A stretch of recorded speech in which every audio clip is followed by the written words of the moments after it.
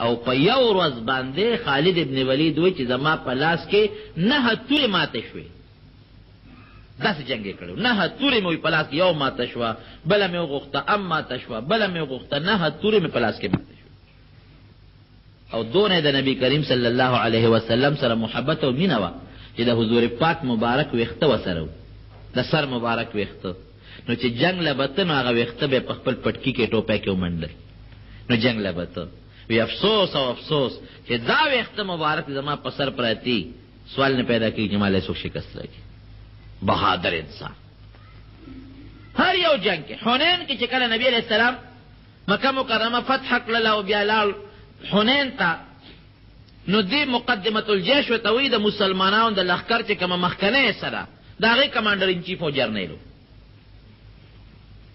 نو هغې کې پې د غشو غزارونه وشو، داسې سخت په غشو باندې ولګېده چې ټول وجود یې زخمي زخمي شو. نبی کریم صلی الله علیه وسلم ورته تپوس ته راغی، د پروت و په هغه بستر باندې او وجود یې زخمي و،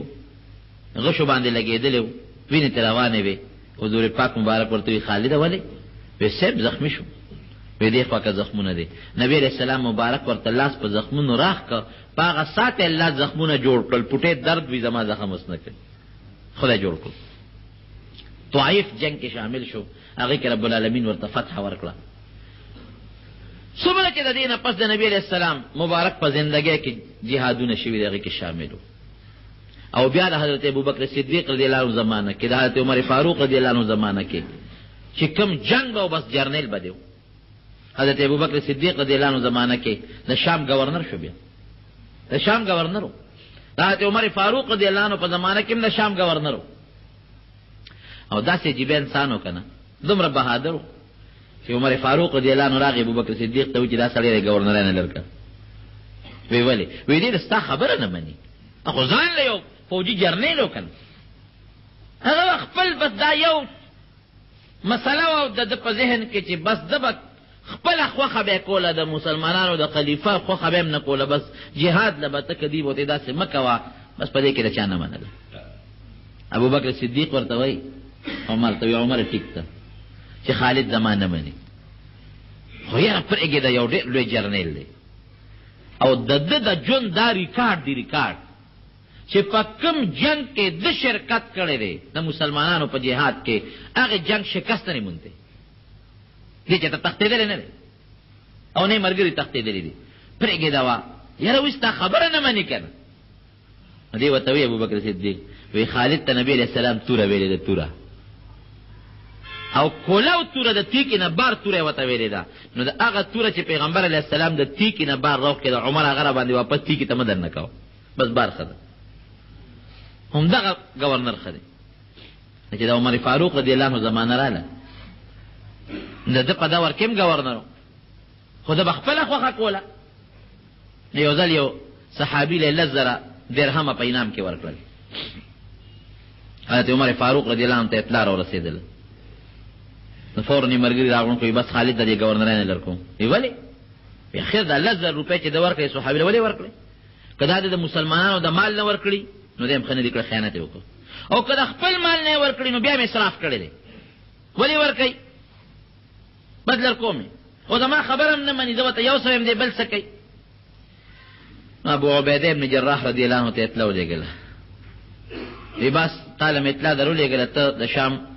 گورنر شوې او خالد چې دی نو فوراً چې اطلاع در ورسېږي په دغه ساعت دی د گورنرۍ نه معزول کړه. نو که بل سړی وي که نه نو ممکن ده چې دا مقابلې ته ودرېدلی وي. او حضرت عمر فاروق رضی الله عنه زړه کې یو بله خبره هم وه، وی په خلکو کې دا یو پراپګنډ هم ده چې دا څومره فتح کېږي نو دا ټول د خالد د برکته کېږي. دې زه د دې گورنرۍ نه لر کوم چې خلکو ته دا وښیمه چې دا څومره فتح کېږي، دا د مسلمانۍ د طاقت توجه نه کېږي، که خالد جمدي وي او که مړي دا فتح به کېږي. دا مې د ارمان دی. نو دې میدان جنگ کې ولاړو، میدان جنگ کې ولاړو چې ابو عبیده ابن الجراح رضی الله عنه راغی، وی د عمر را لېږلی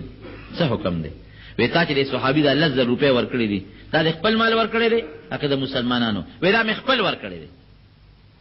نو عمر خو چې د اسراف دی، اسراف دی ولې کړی دی؟ وی زما په مال او زما په پیسو ورکولو زه خپویږم عمر پیش او خپل مالې پیش زما مال سره د عمر څه کار دی یو صحابي دی ما ول خپل پیسې ورکړي وی خما ته خو چې دا گورنر نه معزول کا ډیره خبره ده چې معزوله مې ډیره خبره ده نو یو خاص ټوپه به دا گورنر په سر وا هغه ټوپه ته دلری کړه پیدا ټوپه راکمه ها دا ټوپه وال پټکی راوغه سر نه تاو نو سوي وی الحمدلله هغه گورنر چې لر شو وی الحمدلله وی اوس پورې جنگیدم د مسلمانانو مخ کې به جنگیدم اوس چې جنگیږم نه یو سپی په حیثیت به جنگیږم مخکې به د جرنیل په حیثیت جنگیدم اوس به د سپی په حیثیت جنگیږم خو جنگ نه مې څوک نشي وکړي بیا ډېره موده پس راغی مدینې منورې ته چې مدینې منورې ته راغی نو د عمر فاروق رضی الله عنه سره ملاقات وشو د عمر فاروق رضی الله عنه ورته وی چې ګوره خالد مونږ خو د گورنر نه لري کړی خو په دې خیال نه چې پتام څه شک او یا د خیانت شک مو در باندې خو دې قوم دې دنیا ته داخله چې ګوره کې خالد یا بل صحابي جمدی ویو کني دا فتح او دا نصرت دا الله په اختیار کړي دا به الله مسلمان لور کوي نو دې بیا په مدینه منوره کې داغه نه په جهادونه کړی نو اخره کې چې کله مړ کېده کنه نو د بجاړل یو ځل په بستر باندې پروت بیمار دی او جاړي چې ورته خالد اول جاړي وی جاړم په دې چې سارا نه په خپل کټ کې خېږي په دې جاړم نو ولې ته په دې خپه ویا په دې خپه مفسوس دا چې زمانه داسا د جهاد په میدان کې وته دي جهادونه مې وکړ واقعي دی ونیم سره نه جهادونه لیکن خپه په دې مچ میدان جنگ کې او د جهاد په میدان کې مې د ساده وته نصیب نو په خپل کټ کې نه ساخېږي او یو دا د وجود کې دوه ګوتې غیر داسې نو چې پاغې د غشي یا د نیغې یا د تورې داغ نه دوه ګوتې یې پکې داسې نو ټول وجود زخمی د نبی کریم صلی الله علیه وسلم چې د سره کوم محبت یو ځل حضرت عمر فاروق رضی الله عنه لګلو ویلار چې صحابهونه زکات راغون کا راوي پیسې دریو کا زکات رانه کې باقی ټول راک او یو استاد حضرت عباس رانه دیم خالد ابن ولید رانک او دریم ابن جمیل او صحابی دی رانک نبی علیہ السلام او فرمایل ودا عباس زکات پما دی ابا زدر کوم دوچان بدر کوم ځکه چې نبی علیہ السلام دا غنه د دوه کالو زکات پیش کې غشته او دا خالد غریب نه تاسو سغواړي دا غنه زکات مغواړي دا هغه چې څومره مال دي سامان دي ټول جهاد توقف کړي دي هغه سره دې څه چې تاسو ته زکات غواړي او دا دریم صحابی ابن جمیل دې خو ډېر زیاتې او ظلم کوي الله مالدار کړو دې زکات نه ورکړي دا خو زیاتې کوي نو ګوروي خالد ابن ولید چې څومره سامان دي که است کې توره د کزغره د کنور سړي وی ټول جهاد کې الله په نوم وقف کړي نو غواړي ته څه دا ډېر عظیم المرتبه ډېر عظیم مجاهد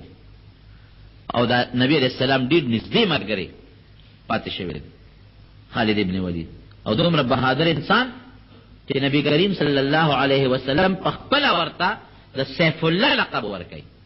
سیف من سیوف الله دا الله د تورو نه توره ده او دا اکثر طالبانو ته دا خبره کوم دې په خپل کټ دي کې ولې مړ شو دې میدان جنگ کې ولې شهید نشو دا خدا خو چې در میدان جنگ کې شهید شم او د سلو نه زیات جهادونه مکل دا ولې زم نبی علیہ السلام مبارک کو د توره ویلې د توره چې توره وته وي او کولو توره وته وي نو د پیغمبر توره او د الله توره بیا ماتيږي نه د انسان د اوس پني توره به ماته شي او د الله او د رسول توره ماتې دوه ولا نه پیغمبر علیه السلام وته د الله توره ویلې دا به جنگ کې نه ماتيږي ځکه په خپل کټ پوری ته څو خاطر نو زمون پښتانه وي موږ د خالد بابا اولاد دي دا نسب وګور چې واقعي موږ د خالد بابا اولاد یو کنه نو خالد بن ولید په مدینه منوره کې وفات شوی نسبن پښتانه د خالد ابن ولید اولاد نه دي نسبن یو سشتا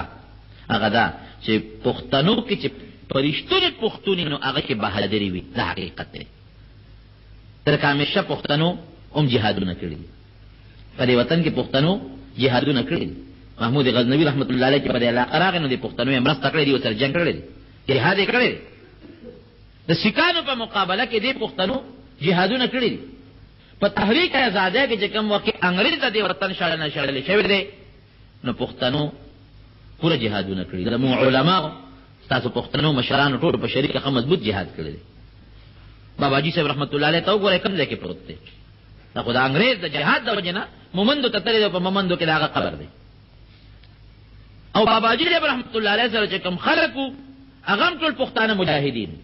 دا چې تاسو وینئ ځای په د وګدو د قبرونو کې تخکاری دا غټ غټ قبرونه نو دا غټ غټ قبرونه دا چې په یو سړی خاص دی دا چې د جهاد کې صلح مرګري جهاد کې چې د مسلمانان شهیدان شوي ناغیله بیا یو قبر استی یا په یو ځای خخ کړی وي نو پاغي باندې یو وګت سره جوړ کړی نو دا ځکه دا یو قبر ته جوړ شوی دا نیموړی بابا تاسو تاریخ وګورئ دا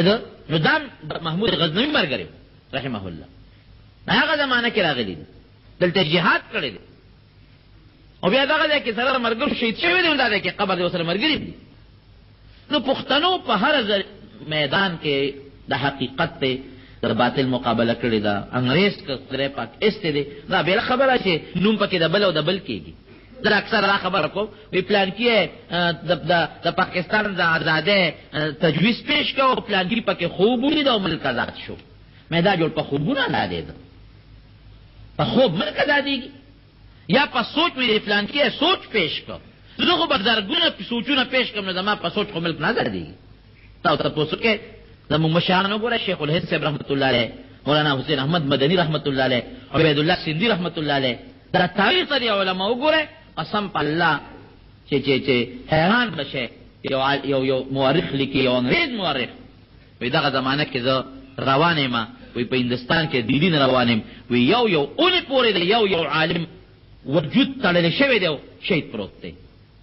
دا علماء به سیوا د خنزیر او د سور په سرمن کې بند کړل او ټکونه به تیر کړل او بټو ته به دا اور بټو ته چونی بټو ته به ورزول دا علماء او د پښتنو تاریخ ته قربانونه ډک پروت دی نو که څوک کوي چې پښتانه د خالد بابا اولاد د نظام دابا نسبی نه دا روحاني اولادي لکه څنګه چې هغه کې بهادری وا دارنګي پښتون خو چې سوچا مسلمان پښتوني هغه بیا بهادری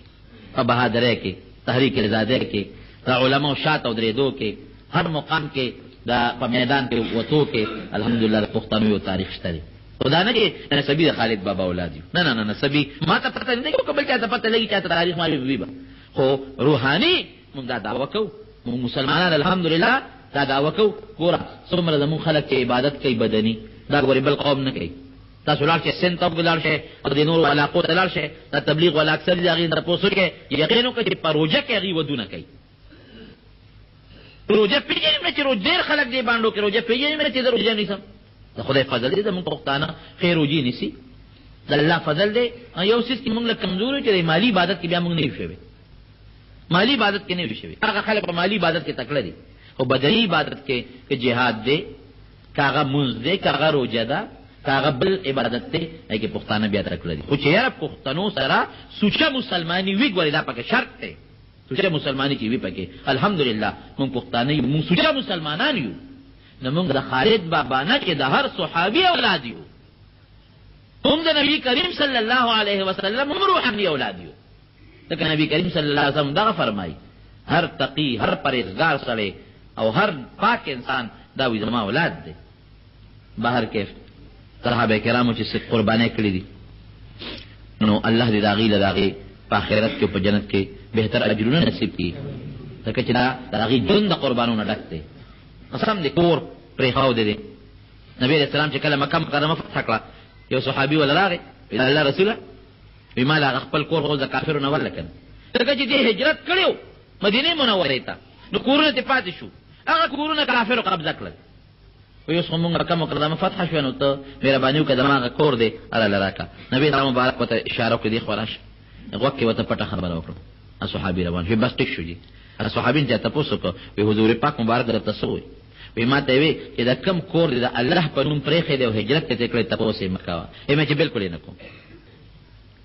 هغه کورونه بیا غي واپس راځل مکه مکرمه ته فتح کړه نبی رسول الله مبارک چې کم کورونه د الله په نوم پرې خې دی بس پاتې نه غواړي اسم نشته کورونه پاتې زړه پاتې پیسې پاتې بچی قربان درکه الله صفات کی په قران کې والذین معه اشداء على الكفار دا کافر مقابله کې سخت رحماء بینهم یو بل سره شیر و شکر رحمان بینهم. افسوس دی نن زمون مسلمان کافر پرې خپل میز کې سره یو بل باندې سختی کوي، یو بل سره ظلم کوي. اخرت خو یې د ځمکه خو یې چې ځمکه له بمزو تراهم رکعا سجدا یبتغون فضلا من الله ورضوانا. پیغمبر ته ورته ګوري هر وخت پر رکوع پر سجده پراتی او د الله فضل د الله نه غواړي. او دا مثال تورات کې د ذکر دی، دا په انجیل کې ذکر دی. نو صحابه بهتر مخلوق دی د الله، د نبی علیہ السلام صحابه، ځکه د حضور پاک ډېر لوی خدمت یې کړی. د نبی علیہ السلام نه په دې سینو غش تنبول دي، د نبی علیہ السلام مبارک نه په تورو باندې په خپلو سینو د تورې غزارونه تنبول دي. او دا زموږ دین خو چې موږ ته رسېدلی دی، خو د هغې برکت دی. الله دې موږ هم د هغې په نقش قدم روان کړي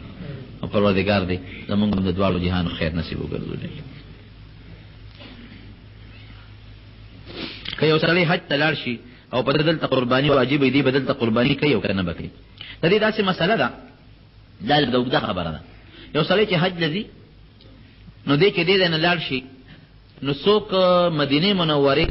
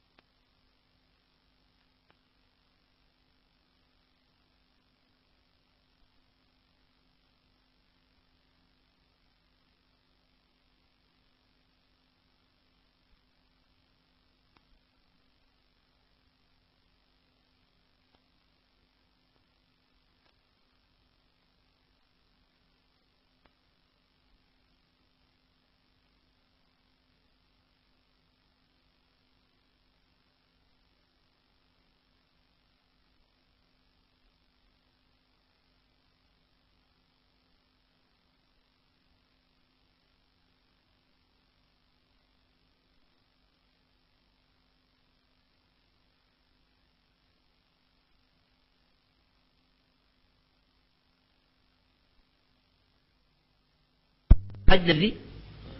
نو دې کې دې نه لاړ شي نو څوک مدینه منورې ته د حج نه مخکې ځي او څوک ترې وروسته ځي. نو چې کوم سړی مدینه منورې ته د حج نه مخکې ځي نو هغه دا قیدي چې دې څنګه مکې مکرمې ته ورسېږي نو دې یو ورځ به تېرې کړي. نو په درېیمه یا په څلورمه ورځ باندې دوی فوراً لېږي مدینې منورې ته.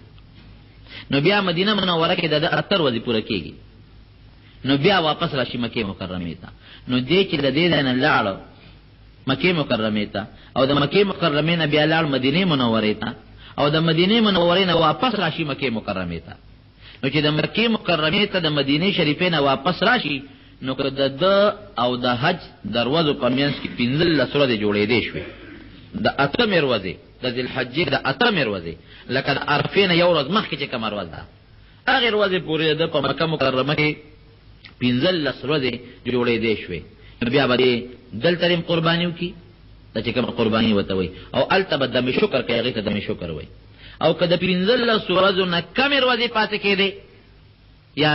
14 راتلې یا 14 راتلې بیا دې مسافر دی، بیا هلته کې هغه دمې شکر پشته او دا قرباني پرې نشته کومه چې زموږ عامه قرباني ده. یو سړي نه د ماسخوتن وتر واجب قضا شي دی به قضا او بالکل د وتر قضا واجبه ده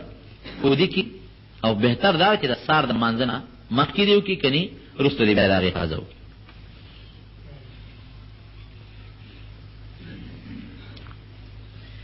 په ګوړه کې رنګ او رنګولیټ او څه شی دی دا ملاوټ نو چې ته ورته په خپله ملاوټ وایې نو زمانې ته تپوس کې دا خپله ورته ملاوټ وایي، رنګ به سره بدلېږي، خلک پرې دوکه کېږي. د 2000 ګوړه بیا په 2500 خرڅېږي، نو خو خبره نه ده که نه، ملاوټ ورته تا په خپله وایي. که چېرته بعضې خلک دا سوډه موړه ورته چې دې دپاره ما د زمیندارو تپوس کړی دی چې دې سره وي خیرې راوچتېږي، د خیرې کار کوي. یا مثلا داسې یو شی پکې واچي چې هغې سره خیرې راوچتېږي، خیرې ترې غونډئ او په ګوړه کې څه رنګ کې فرق وغیره نه راولي بلکې ګوړه پرې ښه کېږي، نو خیر دی هغه. او رنګ کټ خو داسې یو شی دی چې هغې سره ګوړه هم خرابېږي، وروسته بیا کیني ګوړه خرابېږي، او ظاهر کې وسره رنګ خشي په زیاتو پیسو خرڅ شي نو دا خبره نه دوکه چې الله زموږ د دواړو جهانو خیر نصیب کړي پروردګار د دواړو جهانو د شر نه وساتي الله د فتنو نه وساتي رب العالمین